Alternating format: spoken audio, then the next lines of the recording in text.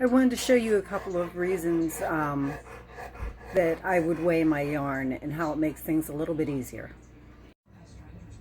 Okay, I know it looks like a finished product there, but we're going to pretend this is my ball of alpaca that I bought.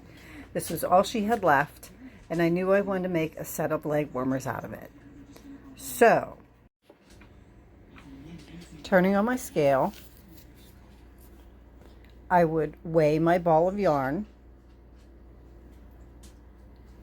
And I usually always use grams because that's how it's usually marked on the skeins.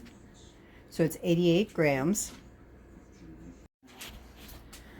So now I know when I take this ball of yarn, I can use about 44 grams to do the first one and then have enough left over for the second one.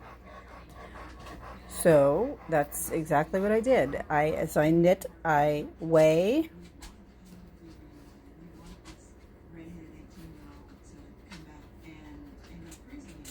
About 46 grams, 45 grams. And then the second one,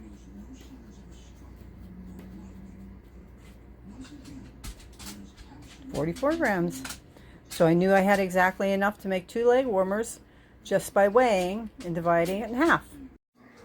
So the second application I'm going to show you, I'm going to put this lid on here just so it's big enough for what I'm going to weigh.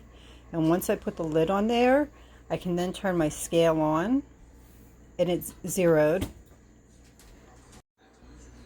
This is my finished product, but I used scraps, so I didn't, but I did for this example. So what I'm going to do is to figure out how much yarn I actually used for this so I know how to price it, I'm going to weigh it. And you can see why it's easier if you put a lid or something on there because it fits a little bit better. But now if you look, I have 365 grams. I'll move it, it'll change. 365 grams. So now I can look at the grams on my skein and the yards on my skein and know that if that was 365 yards, I've used less than 1 skein of yarn.